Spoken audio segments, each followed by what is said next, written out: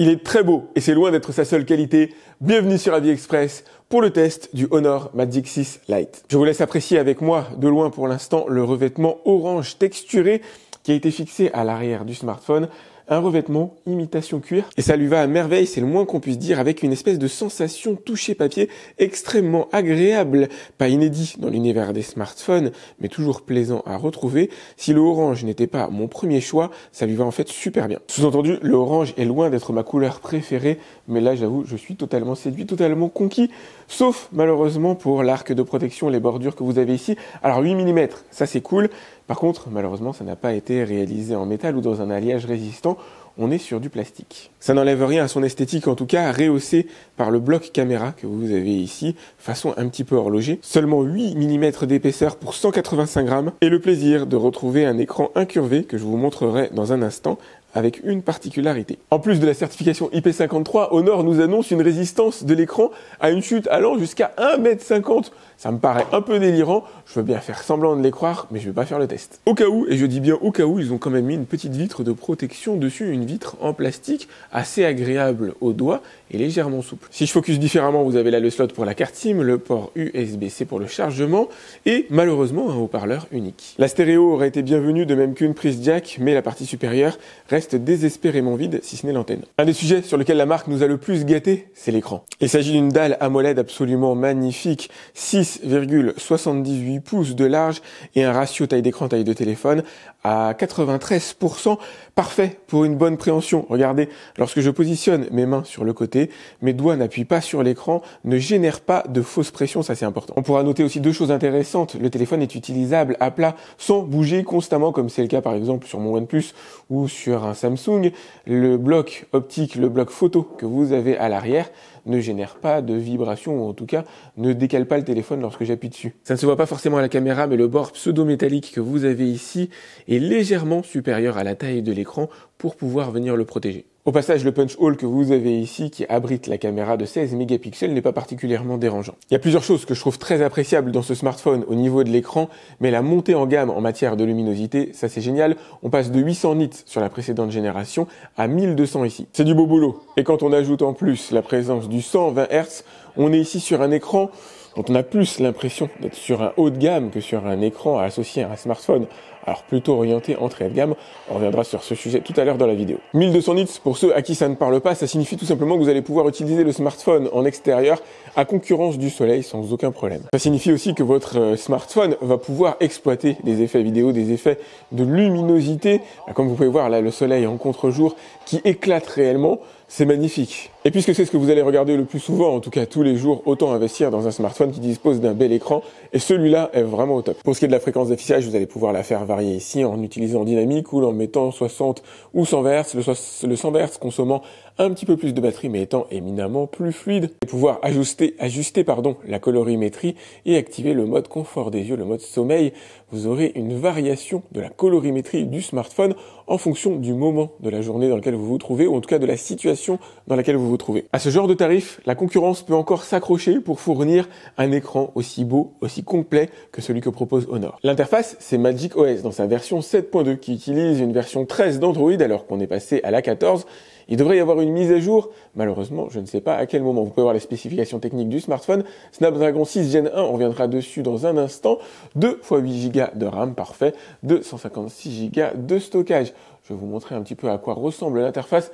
C'est somme toute assez classique, vous ne serez pas dépaysé si vous êtes utilisateur habituel d'Android. Là, on va aller faire un petit tour par la partie sécurité. Et on va commencer par la reconnaissance faciale. Alors, on va faire un petit test. Je l'ai mis sur déverrouiller directement. Donc, j'appuie sur le bouton power de l'écran. Ok, nickel. Ça marche quasiment instantanément. Je vais fermer les yeux. Et effectivement, ça n'a pas été déverrouillé. Quand je les ai ouverts, ça s'est déverrouillé. C'est super. Capteur biométrique pour la partie empreinte digitale. Ça, c'est cool. Vous l'avez donc en dessous de l'écran. Pour un smartphone, encore une fois, assez... Alors, on est sur de la frontière avec du milieu de gamme. Il y a quand même beaucoup de technologies très milieu de gamme à l'intérieur de ce smartphone. C'est quand même assez agréable de pouvoir avoir accès à ce genre de choses. Allez, voyons voir ce que ça donne. J'appuie sur le capteur. Ok, j'appuie léger. Je vais y aller du bout du doigt. Super, il m'a reconnu. Je vais y aller plein doigt. Ok, J'imagine qu'il est inutile de le préciser, mais la navigation est absolument impeccablement fluide à l'intérieur de ce smartphone.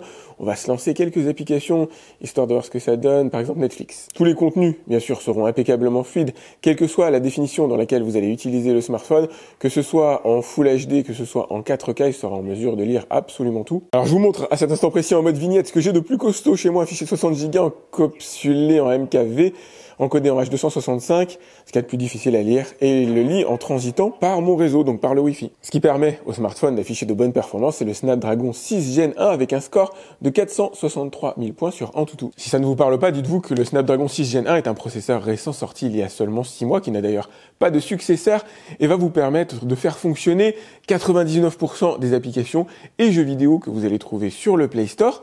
Après, vous n'allez pas performer dans le jeu vidéo. Si vous voulez du plus costaud, il vous faudra plutôt des Gen 8, pas des Gen 8, des Snapdragon 8. Et à génération, alors 1, 2, 3 peuvent largement suffire avec des scores allant jusqu'à 2 millions de points sur Antutu. Là, on est plutôt sur un score orienté entrée de gamme. C'est pour ça que je vous en parlais en début de vidéo.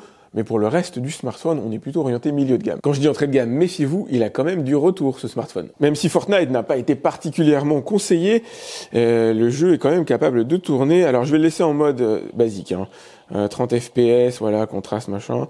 Je vais juste afficher le nombre d'images par seconde. Si ce n'est pendant la chute, où là, effectivement, le nombre d'images par seconde peut décroître en fonction du nombre de polygones à l'écran. Au sol, j'ai globalement 30 FPS quasiment systématiques, avec, quand je découvre un endroit, ou en tout cas quand je fais des mouvements rapides, effectivement une perte en nombre d'images par seconde qui ne sera pas idéale pour performer dans le jeu vidéo. Ça va vous permettre de commencer à l'exploiter, mais on n'est pas sur le smartphone pur et dur du gamer, évidemment. Regardez, même Genshin Impact fonctionne tout à fait honorablement. Alors il y a toujours des images de sauter, on n'est pas dans un niveau de fluidité parfaite, mais au moins vous aurez accès à ce jeu vidéo qui est probablement le plus difficile, le plus gourmand disponible aujourd'hui sur le marché. En synthèse, vous pourrez jouer à tout, mais si vous voulez performer dans les jeux gourmands, il vous faudra passer au niveau supérieur. Bluetooth 5.1 et pas de Wi-Fi 6 à l'intérieur de ce smartphone. On va se faire quand même un petit test de téléchargement. On va voir, moi j'ai la fibre à la maison et sur le Wi-Fi la bande AC. Là, je suis monté à 30 mégabits par seconde, mais à mon avis, le téléphone peut aller bien plus loin que ça. Je télécharge les 140 mégaoctets de Warcraft Rumble en 2 secondes. Voilà, un jeu vidéo de 1,42 gigaoctets. Ça va nous permettre de voir à quelle vitesse je suis. 40 mégas par seconde, c'est tout à fait correct. J'aurais aimé un petit peu plus. Ça dépend du réseau, ça dépend de l'encombrement, ça dépend de plein de choses. Je vais maintenant utiliser ma puce 5G. Je vais sortir le slot ici. Donc vous allez pouvoir mettre 2 cartes SIM, mais pas de carte micro SD. Afin de ne pas tricher, je vais désactiver le Wi-Fi. Me voilà connecté en 5G, ça se voit pas beaucoup, c'est écrit juste en haut là. On va refaire le test de téléchargement en utilisant la bande 5G, sachant qu'elle est à 2 km pour le coup de mon domicile. Donc faut pas en attendre des miracles, c'est juste pour le plaisir de voir ce que ça va donner en matière de vitesse de téléchargement. Je suis à 15 mégaoctets par seconde pour l'instant, et j'obtiens pas vraiment mieux, là je suis passé à 18 mégaoctets par seconde. L'occasion de dire que la connectivité est bonne et que le smartphone fonctionnera parfaitement en France. 3 capteurs photos sont situés sur la partie arrière, le principal à 128 mégapixels, ainsi qu'un capteur macro et un grand angle. L'interface est tout à fait classique, assez connue, je dirais. Vous allez pouvoir régler l'ouverture, faire des clichés nocturnes, des portraits avec des flous de profondeur que vous activez ici. La possibilité de faire varier d'ailleurs le niveau de flou que vous allez avoir sur l'image. Le mode photo classique, on reviendra dessus. Le mode vidéo, à partir duquel vous allez pouvoir faire de la vidéo en 4K 30 fps. Vous allez aussi pouvoir choisir les paramètres Full HD et augmenter à 60 fps si jamais vous le souhaitez. Le mode multi-vidéo, je vous en montrerai quelques-unes tout à l'heure. Et les modes supplémentaires comme par exemple le panorama, le ralenti ou la photo HDR. 108 mégapixels sur un smartphone plutôt orienté entrée de gamme. Voilà ce que ça donne, enfin presque. Là, vous êtes sur les 16 mégapixels de la caméra à selfie située en face avant de smartphone. Je vais tourner autour de moi, essayer de la prendre un petit peu à revers avec le soleil derrière. Normalement, vous parvenez quand même à distinguer mon visage. Mes cheveux ont tendance à disparaître, mais le focus se fait bien, la correction de lumière se fait bien et l'image est globalement plutôt flatteuse. Au passage, vous pouvez d'ailleurs jouer avec le mode multi-vidéo qui vous permettra, comme je l'ai fait là, de superposer la caméra à selfie par rapport à la caméra arrière. Ou pourquoi pas, de réaliser un mode picture-in-picture Enfin bref, c'est à vous de voir. L'attrait principal, évidemment, c'est la présence de la 4K, la possibilité de filmer en 4K non stabilisé. Si jamais je m'amuse à me déplacer, voilà, à être un peu plus erratique dans mes mouvements, malheureusement, ça va manquer à ce niveau-là. Par contre, l'image est clairement flatteuse. Et ça se ressent aussi sur la partie photo. Les photos sont véritablement belles. En tout cas, celles qui ont été bien exposées, qui sont lumineuses, effectuées en extérieur par belle lumière du jour. C'est quasiment inattaquable. Les photos en intérieur ressortent très bien aussi. Et ce que j'ai remarqué, c'est le potentiel de la photo de nuit en surexposant l'image. Avec un bon niveau de stabilisation, si vous restez sans trop trembler, vous obtiendrez des images clairement définies. Avec un peu de grain, bien sûr. Évidemment, on n'est pas sur un appareil haut de gamme. Si vous prenez de la photo de nuit en utilisant le capteur principal sans utiliser le mode nuit, là, effectivement, ce sera, alors je vais pas dire ni fait ni à faire, mais assez peu exploitable. Mais si vous parvenez à ne pas bouger, vous obtiendrez quand même de belles photos.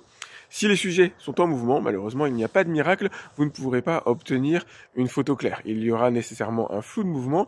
C'est aussi le cas assez fréquemment avec des appareils plus haut de gamme. Il est un domaine dans lequel même un capteur aussi costaud que celui-là ne peut pas faire grand-chose, c'est bien la vidéo nocturne. Et pourtant, l'appareil parvient quand même à tirer son épingle du jeu par rapport aux autres smartphones de cette gamme de prix. L'image est quand même claire, elle est lisible, elle est sensiblement grainée. Évidemment, elle n'est pas parfaite, le capteur n'est pas en mesure d'observer finement l'arbre qui se trouve face à moi, mais on est en mesure de le distinguer. Preuve qu'on n'est plus dans un niveau entrée de gamme, où tout paraîtrait noir à cet instant précis, on a quand même un certain niveau de clarté capable de filmer la rue comme vous pouvez le voir. Je vais vous montrer quelques images prises de nuit.